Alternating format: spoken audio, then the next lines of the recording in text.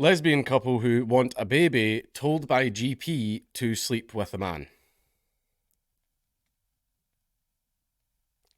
Eliza Hillier and wife Kaylee said they were also told whether they knew they needed human sperm. Well, I mean, I would hope it would be human. I would hope that at least. Go away.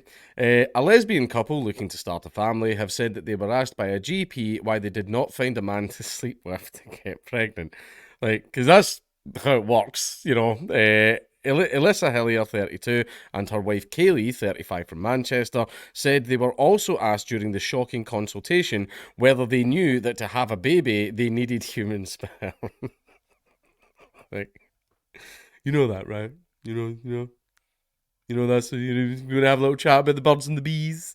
How it works. The couple had booked an appointment with a GP. Must have took them 9 months to get that at the Orient Road Medical Practice in Salford to discuss their options in February of 2023.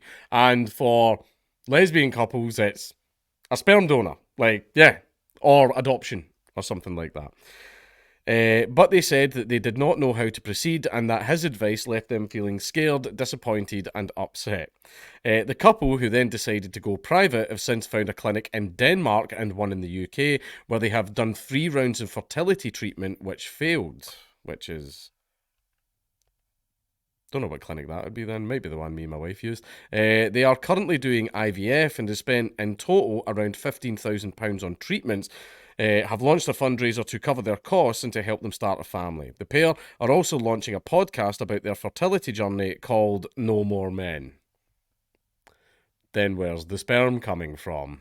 We went in really excited, thinking this was the start of our journey and that we were going to be having a baby, said Alyssa, who is currently studying English and creative writing at the University of Bolton and works part-time as a careers advisor and in retail. When we left, we just sat in silence and were like, did that actually just happen? During the consultation, they said the male GP asked, you do know that you need a man to have a baby? I mean, that's just factual. Maybe you could have sugarcoated it a little bit, but I mean, it's factual. You need sperm. They were also asked, do know that it needs to be human sperm? Then they just stared at us for a bit and was like, why don't you just go out and find a man to sleep with? Added Alyssa. The GP offered to put them on a 3-year waiting list for a fertility appointment with the NHS, and that's just the way it goes with the NHS. You're always on a waiting list for a really, really long time. That's just the way it works. Isn't socialised healthcare wonderful? He gave no explanation about what that would do. I remember, I'm just doing another thing about the NHS. I remember when I was like a child, so I was like 6 or 7, the doctor would come to your house. Did anybody else not old enough to remember that? Doctors used to come to your house to give you treatment. Now, you need to argue with some fucking receptionist who's not medically trained in any way and tell her what's wrong with you.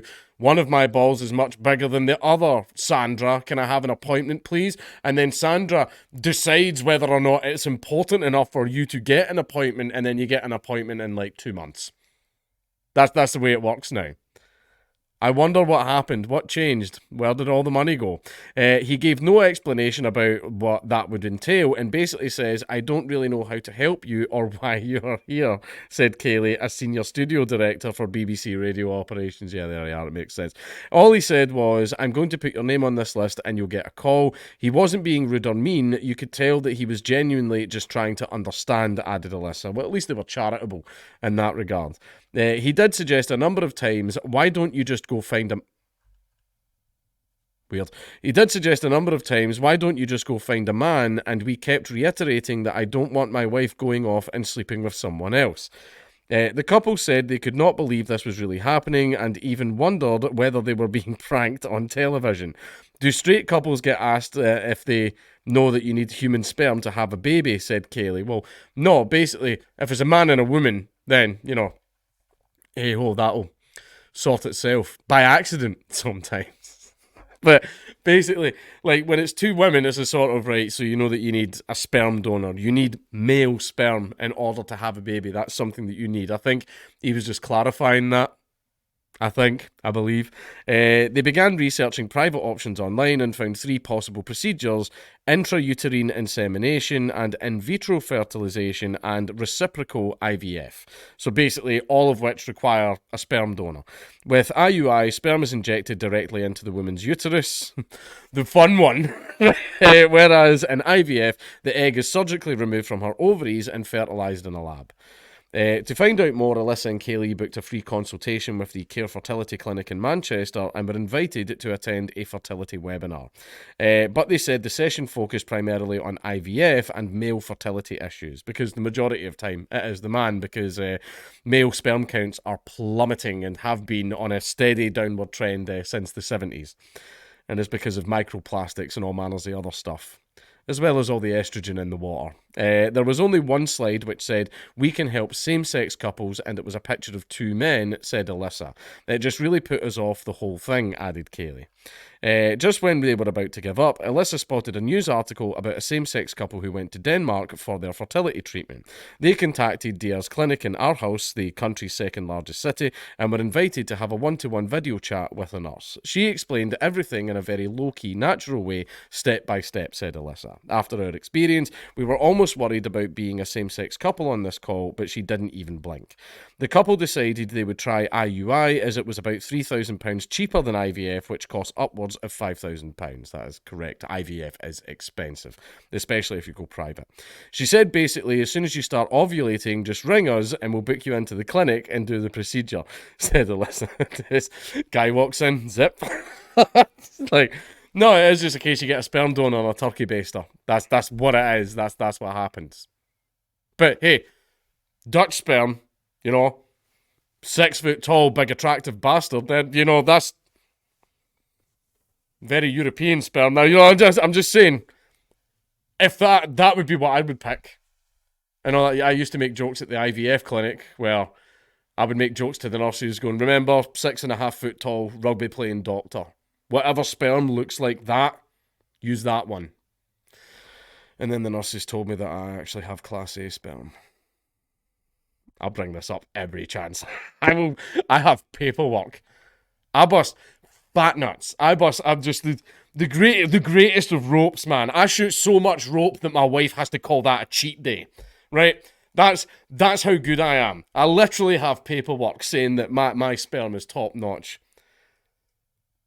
I turn up at parties like everyone out the fucking way. Class A breeding stock coming through. Anyway, enough about my cum. From feeling in the dark and on your own, this was the first place we had contacted which made us feel safe, and that somebody was actually on our side, added Kaylee. The couple travelled to Denmark in July 2023 to have the IUI procedure, and were delighted when 14 days later they had a positive pregnancy test. Wonderful, excellent. Everyone should be having babies. Especially people that are from here. But a few days later, Alyssa got her period. Oh, shit. Ah, fuck. Oh, no, that's not good then. But a few days later, Alyssa got her period, and it turned out she had what is known as a chemical pregnancy, a very early miscarriage. Ah, no, right. No, I'm not joking about that. That's not funny. You get that positive test, and you think, "We've been blessed," said Kaylee. "I was at work when I got the call from Ellie, and the floor gets taken away from under you." All that elation that we had just evaporated. The couple did not let this stop them, and after getting some financial help from Alyssa's parents, they went for another round of IUI in August 2023. Unfortunately, this time it simply did not work. Running low on funds and not wanting to go through the stress of travelling to Denmark again, the couple decided to look for a clinic closer to home. Alyssa had joined several fertility Facebook groups and was contacted by a woman in Manchester who recommended Create Fertility Clinic in Wilmslow. It was more expensive than Denmark, but we thought that taking away the stress of travelling might be better, said Alyssa. We booked a consultation and it was really thorough, and we just felt that this was a good experience. It felt safer, and they just seemed to be more clued up about lesbian couples. Sadly, their third IUI attempt did not work, and so the couple decided to try IVF after being offered a discount by the clinic in November 2023. We can't keep doing it because it costs too much money and the emotional toll is too high, said Kaylee. I'm watching my wife put her body through so much, so it got to the point where we thought, do we just keep doing this, or do we try IVF and give ourselves a better chance? The whole process has cost a couple around £15,000, and they have now launched a fundraiser on GoFundMe to help start their family. Alyssa is currently going through her first cycle, and they will find out whether it has been successful in the next few weeks. We're hoping for Kaylee to have a baby after I've had this one, after I've had one, said Alyssa. Hopefully sharing our story will help other people figure out what they can do, added Kaylee. Every donation we've had so far, it doesn't matter how much, we've been humbled. You don't feel like you deserve it, and it feels like a privilege that someone would donate to us and help us have a family. To find out more about Kaylee and Alyssa's experience, follow No More Men Pod on Twitter and Instagram. Orient Road Medical Practice in Salford said that they could not offer comment due to patient confidentiality. I mean, yeah.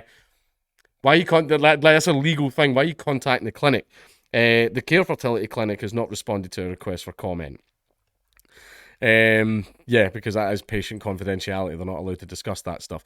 Now, it is kind of funny, like, oh, the No More Men podcast. No more men, except when we need men, because we need sperm if we want to start a family. Now, start families. I say this to everyone. Start families. Like, having children literally changes who you are. You actually start giving a shit about the future. For example, when I had children, I became better. I stopped drinking essentially completely and everything like that. I'm eating better. I work out more. I take much better care of myself. I've become a much more responsible person. I'm not a civic nationalist anymore. All that, the important things. There's big changes. There's big changes that happen, when you become a father, right? Or in this case, a mother, right? Now, basically, I do wish them the best of luck. However, I do find it kind of ironic. No more men, and then the doctor's like, you have to fuck a man, right? Because that's how it works. Maybe he could have worded it a little bit better, but still, funny story. Not the part about the babies dying. Definitely not that part. That part's not funny. But still, best of luck to them.